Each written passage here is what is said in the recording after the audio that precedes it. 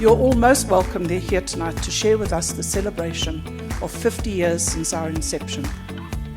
Tonight we are honouring the cause of liberty, embodied in our principles, namely free markets, private property, rule of law, free speech and individual liberty, the foundation of all successful states.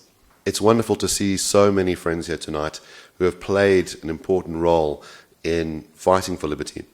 One of the things that David has done so well is to form ties with organizations that are co-partners in that fight. So if I think about Piet Leroux from Sakalika, those two organizations have just grown stronger and stronger over the years.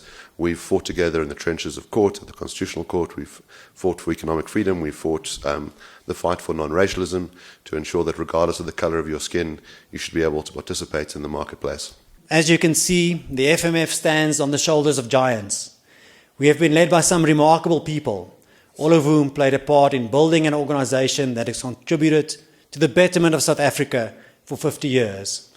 To our current chair, Gail, fortunately or unfortunately, you have a great deal to live up to. But be assured that everyone in this room has no doubt that come the 100th Jubilee of the FMF, you will be mentioned in the same breath as those who came before you. Here's to the next 50 years. Of man. So together and grounded in the secure property rights, these truths form the bedrock of a just, prosperous and flourishing society. For property, ladies and gentlemen, and many people don't realize this, it's not some sort of privilege that's to be granted by the state. It is the very foundation of human dignity. Without the right to own, to keep and to trade freely, in all kinds of assets and services, there can be no genuine liberty. Lynn would arrange a series of presentations for me, and I would drive down in my old car and debate with youngsters about democracy and voting. I would ask matric students whether opposition parties would be allowed in a democracy, and would get an unequivocal no. I would ask about minority rights and would be denied these. I would ask if the majority could get anything they voted for and would get an unequivocal yes. I would ask if this included chopping off the left ears of the minority. Yes. How about killing the oldest boy babies of the minority? Usually at this point I would get a no. Then I would get my ears back, then opposition parties, and then we could talk about a Bill of Rights. The answer was the protection of private property rights. While not an exclusive focus, this became a primary focus of the work that followed. Over a period of 12 months, we led evidence to parliamentary committees on 6 occasions, participated in 32 workshops, and met with stakeholders 241 times. It was agreed that Leon Lowe and I were best placed to spearhead the public promotion of the FMF's constitutional agenda. While that put us at the coalface, it was teamwork. I need to emphasize that saw us succeed. We networked with people across the political spectrum. We made written and oral submissions. We mobilized a business caucus, persuading CEOs to argue the case for property rights. We addressed political parties, but more importantly, lobbied individuals who had the power to sway the discussions. Kailam initiative was initiated in 2010. My very close friend, Perry Feldman, terrible. It was his idea. We were sitting on his veranda, I think about 29, and he said we must do something. This is ridiculous. It's 5 years ago that I passed away. Anyway, one thing led to another.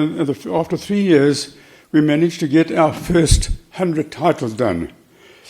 The handover event took place in 2013, and none other than Ace Magashulu spoke there, and he pointed out there that it was 100 years after the Native Lands Act, which is quite a coincidence. Our first MOU was signed with the Stellenbosch University, Stellenbosch Municipality, and there you see Perry and his wife Veronica signing it with the mayor. And on the back left-hand back top, This guy with a big smile is Temba Nolachunga. Our achievements are that we've done 21,000 transfers to date.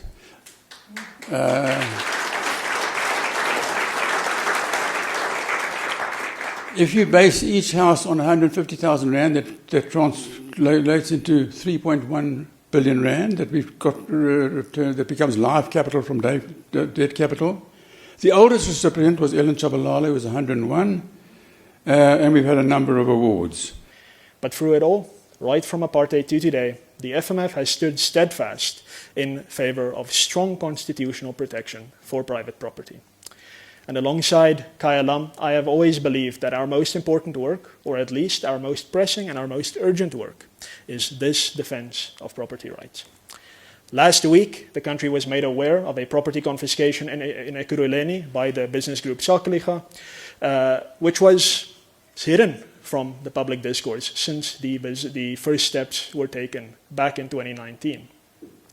Since then, the people that we as liberals and as libertarians and as conservatives elected to government to stop doomsday policies like this told us that there have been no property confiscations in South Africa and that we at the FMF and at AfriForum and at Solidarity are fear-mongering.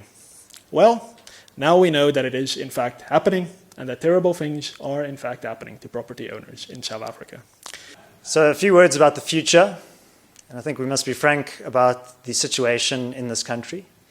There are many threats to liberty, including land confiscation, violent crime, absurdly high levels of taxation, and an overbearing regulatory state.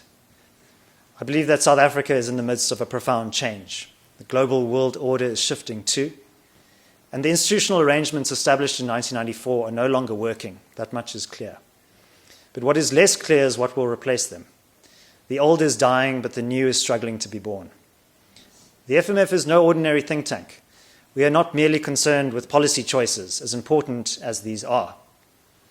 We are also not content to watch from the sidelines as freedom comes under assault.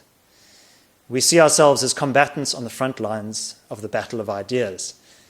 And sometimes that means becoming more assertive, taking unpopular positions, saying what others are too afraid to say.